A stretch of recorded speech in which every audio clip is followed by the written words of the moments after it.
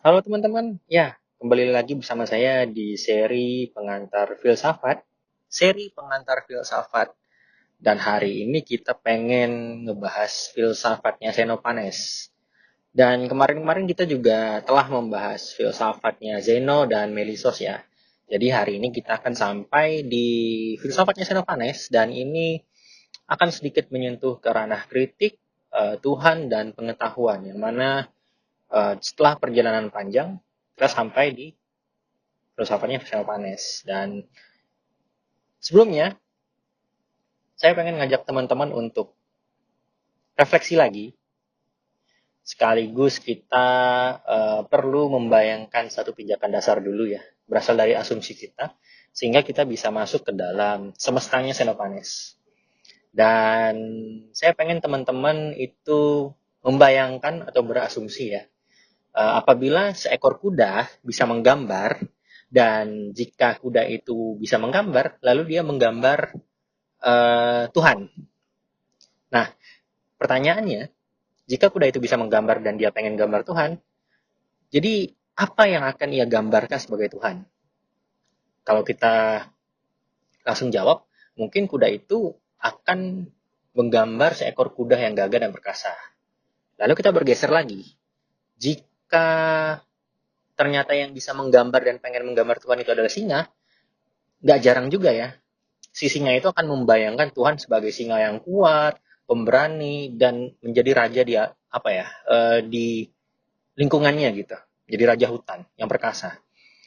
Dan asumsi tadi itu ya termasuk hal-hal yang bisa dibilang sederhana ya. Dan ini merupakan asumsi ataupun pertanyaan yang diajukan oleh seorang filsuf Yunani kuno, yaitu Xenophanes. Dia itu ya, Xenophanes ini singkatnya merupakan seorang pengembara, penyair, dan dia juga seorang pemikir yang memiliki keberanian yang sama seperti para filsuf sebelumnya. Yang mana Xenophanes ini mengkritik cara manusia membayangkan dewa-dewa. Yang mana dia menawarkan pandangan baru tentang Tuhan dan mencoba merintis jalan yang paling awal ya bagi pemikiran kritis serta sains. Dan hari ini kita akan masuk ke dalam filsafatnya Xenophanes dan kita akan membahasnya di dalam pengantar filsafat. Ya meski kita tahu kita akan tarik mundur lagi jauh gitu kan, tetapi ya untuk mempelajari filsafat Xenophanes ini saya rasa itu masih make sense ya hari ini. Karena filsafat mereka ini, filsuf-filsuf Yunani kuno ini, khususnya yang prasokratik itu, termasuk pijakan awal kita sebelum pada akhirnya kita memahami filsuf-filsuf kontemporer. Ya kalau dilihat-lihat itu Xenophanes itu hidup sekitar 570 sampai 478 sebelum Masehi ya. Dan itu kita tahu itu adalah masa ketika dunia Yunani itu masih penuh dengan mitos-mitos tentang dewa-dewa, misalnya Olympus gitu. Dan sebagai seorang pengembara, penyair, Xenophanes ini menghabiskan puluhan tahun itu untuk berjalan, berkelana dari kota ke kota, menuliskan syair-syair yang filosofis ya. Lalu di balik kegiatan itu dia juga aktif dalam mengkritik berbagai hal. Dan dia melihat bahwa itu para penyair itu, misalnya kayak penyair-penyair besar seperti Homeros dan Hesiod itu menggambarkan para dewa dengan segala kelemahan manusiawi. Misalnya dewa itu suka cemburu, suka marah, bahkan yes, antar dewa itu saling berperang. Dan pertanyaan besarnya yang timbul di dalam benak Xenophanes ini, ya bagaimana mungkin makhluk yang seharusnya maha sempurna itu justru digambarkan dengan sifat yang penuh kekurangan, kecemburuan, amarah, bahkan perang satu sama lain. Ya kok dewa gitu kan? Dan dari pijakan itu, lahir kritik tajam Xenophanes ini terhadap antropomorfisme. Jadi di dalam kritiknya terhadap antropomorfisme ini, yaitu kecenderungan manusia membentuk gambaran Tuhan sesuai rupa dan sifatnya sendiri. Jadi misalnya ya, misal orang Ethiopia itu menggambarkan dewa yang mana dewa mereka itu ya berkulit hitam, berhidung pesek, sementara misalnya orang Tracia itu menggambarkan dewa bermata biru dan berambut merah. Dan dengan gaya yang agak satir ya, Xenophanes ini menambahkan apabila kuda atau singa itu bisa menggambar, ya secara tidak langsung mereka pasti menggambarkan dewa sebagai kuda atau singa itu juga.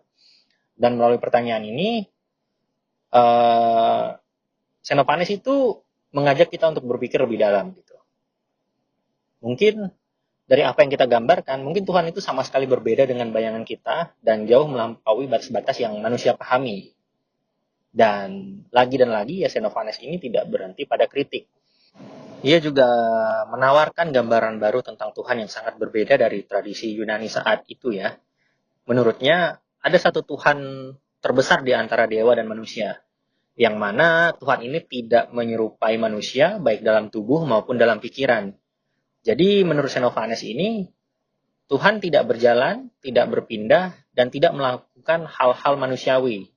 Jadi Tuhan itu abadi, tetap, dan dengan pikirannya saja Tuhan itu mampu menggerakkan segala sesuatu. Dan gagasan ini dianggap sebagai salah satu benih awal dari konsep monoteisme filosofis ya, di mana Tuhan itu dipahami sebagai wujud yang Maha Esa, sempurna, dan melampaui sifat manusia. Sehingga dengan ini, Xenophanes seolah menegaskan bahwa Tuhan itu bukanlah makhluk yang menyerupai manusia, tetapi realitas yang lebih tinggi dan mungkin tidak bisa nih kita gambarkan dengan batas-batas kemampuan manusia baik secara empiris ataupun melalui kriteria-kriteria yang manusia itu buat. Dan setelah kita beranjak dari sedikit konsep ketuhanan yang coba digambarkan oleh Xenophanes ini, yang dinyatakan oleh Xenophanes itu juga mengajukan pemikiran yang berani tentang pengetahuan manusia.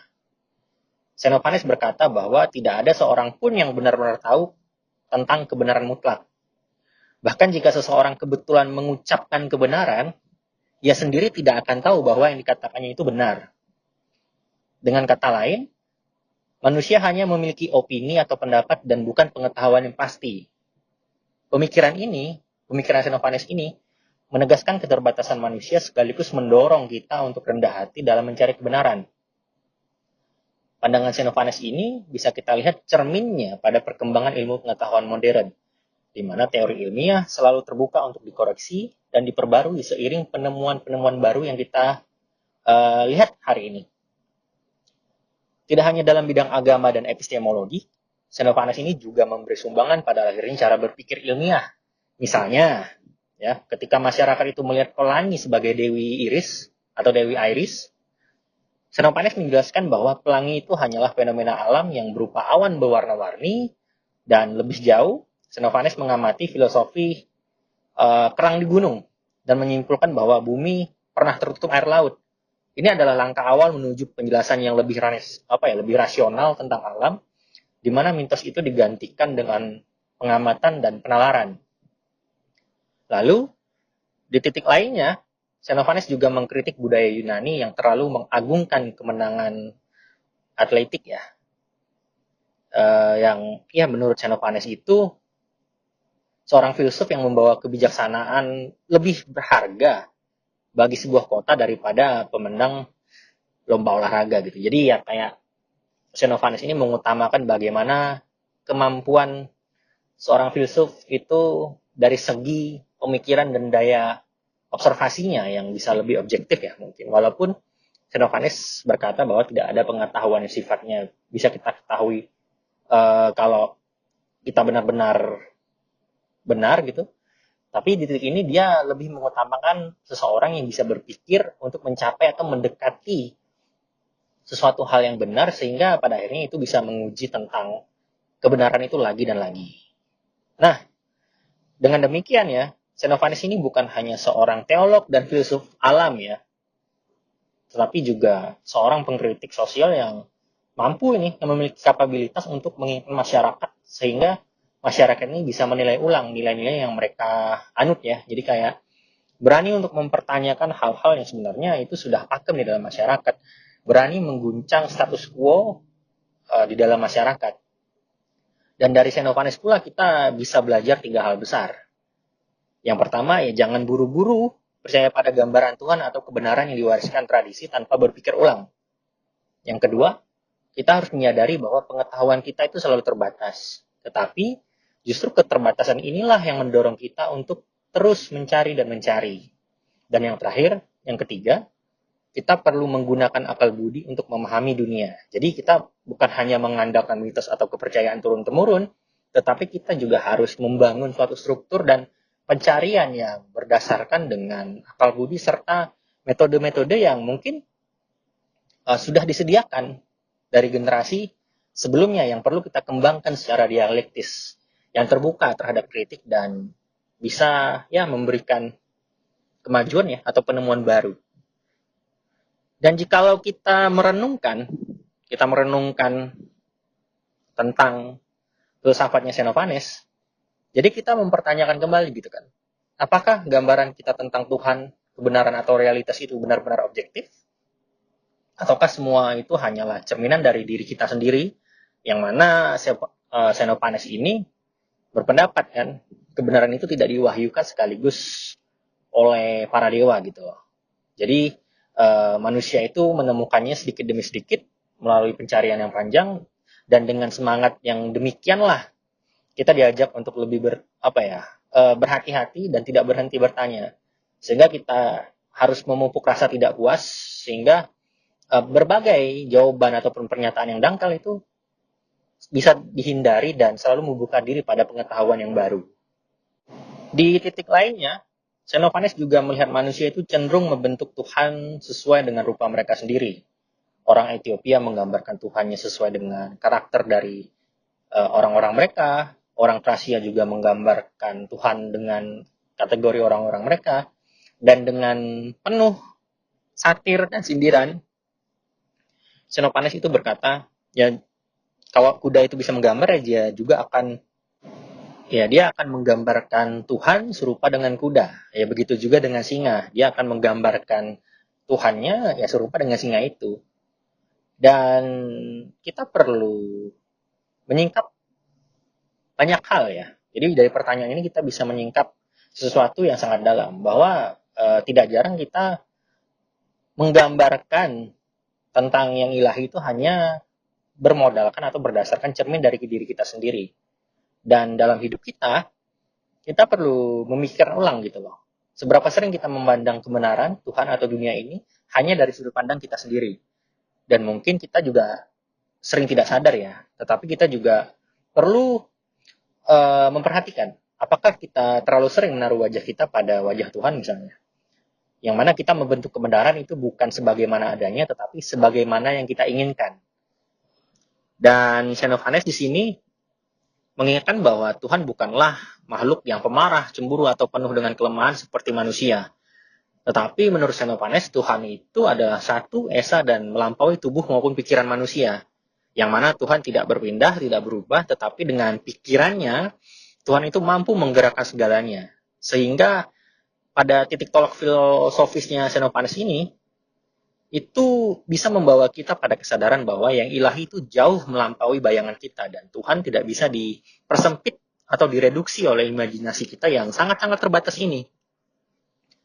Dan pijakan awalnya tentang Tuhan itu juga membuat Xenophanes ini bisa berbicara juga tentang pengetahuan manusia atau epistemologi, yang mana ya tidak seorang pun itu sungguh-sungguh tahu tentang kebenaran mutlak, dan bahkan jika ada yang kebetulan mengucapkannya, ya dia sendiri tidak akan tahu bahwa itu adalah kebenaran. Yang mana manusia itu selalu hidup di dalam kungkungan dan di wilayah opini, sehingga pendapat yang probabilitasnya mungkin benar itu mungkin juga keliru. Sehingga berbagai bentuk rasa percaya diri dan keyakinan manusia tentang sesuatu hal yang mutlak misalnya, itu ya juga berpotensi untuk mengalami kekeliruan. Jika kita merasa benar, kita merasa tahu, bahkan kadang menilai yang lain salah, ya Xenophanes ini seakan mengajak kita untuk menjadi rendah hati lah. Kita tidak bisa meremehkan suatu pandangan ataupun suatu pendapat orang lain dan merasa bahwa diri kita paling benar. Dan ini bertolak dari pengetahuan manusia yang terbatas, yang mana kita karena keterbatasan itu ya kita harus rendah hati. Kita tidak bisa melampaui hal-hal yang mungkin saja kita juga keliru. Sehingga pada titik ini kita menyadari bahwa keterbatasan manusia itu bukanlah kelemahan, tetapi panggilan untuk terus mencari. Seperti para ilmuwan yang tidak pernah berhenti menguji teori, dan kita pun diajak untuk membuka hati dan pikiran dengan kerendahan hati itu. Kebenaran itu bukanlah hadiah yang instan, tetapi hasil dari perjalanan panjang yang akan terus-menerus terjadi selama manusia hidup. Dan Xenophanes juga menunjukkan bahwa penjelasan tentang dunia ini tidak harus bergantung pada mitos. Ya, pelangi itu bukanlah Dewi Iris, tetapi awan yang berwarna-warni. Fosil kerang di gunung itu bukanlah suatu hal yang patut kita khawatirkan, tetapi ya itu adalah bukti kalau bumi ini, daratan itu atau gunung itu pernah terendam oleh lautan. Dan Xenophanes juga mengajarkan kita untuk menggunakan akal untuk melihat dunia dengan mata pengetahuan dan bukan hanya imajinasi ataupun mitos-mitos. Lalu ya, seperti tadi ya, kita akan mendapatkan pelajaran lagi dan lagi. Yang pertama, kita jangan terlalu super percaya. Yang kedua, kita harus menyadari keterbatasan manusia. Dan ketiga, kita harus menggunakan berbagai aspek yang kita miliki di dalam hidup kita. Kemampuan berpikir, bernalar, akal budi. Sehingga kita akan memenuhi esensi kehidupan manusia. Yang mana menurut Xenophanes itu kehidupan manusia adalah pencarian. Yang mana kebenaran itu tidak turun dan dibawakan oleh dewa secara mutlak. Oke, ini plek, ambil ini rezeki nomplok. Ini adalah kebenaran tentang dunia ini. Tidak. Dewa-dewa tidak membawakan kebenaran itu ke dalam diri manusia. Tetapi itu adalah usaha manusia itu sendiri, sedikit demi sedikit melalui pengamatan dan perenungan. Dan Xenophanes juga mengingatkan kita bahwa kebenaran adalah perjalanan dan bukan tujuan yang sifatnya bisa kita dapatkan ataupun kita capai secara instan. Dan untuk hal-hal demikian dan untuk memahami ataupun mengamalkan, menerapkan filsafatnya Xenophanes, maka kita harus belajar dari pijakan dasar filosofi Xenophanes supaya kita bisa lebih rendah hati ya, lebih berani bertanya, lebih tekun mencari, dan kita tidak perlu ataupun harus menghindari mempercayai sesuatu hal yang mungkin masih dangkal, tetapi teruslah melangkah, teruslah menuju pemahaman yang lebih dalam lagi. Jadi kita harus membongkar hal-hal yang dangkal itu, sehingga mata kita, pengetahuan kita itu bisa mencapai titik terdalam dari suatu hal. Karena dengan pencarian itulah manusia itu bukan hanya menemukan kebenaran, tetapi juga jati diri dari kita ya. Jati diri kita sebagai manusia yang sebenarnya.